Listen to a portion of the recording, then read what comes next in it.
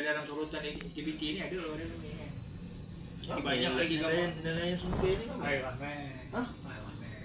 Sungai apa ni, sungai berenam belah Mualim belah sana pun ramai. Dia semua sekali 133 orang. Abang jadi dia punya apa ni, ketua nelayan daerah. Lombong tak ada kan, memang sungai je kan? Lombong dengan sungai ada. Oh, ada. Kalau belah-belah Bido sana banyak belah Lombong. Lombong. Ha. Oh.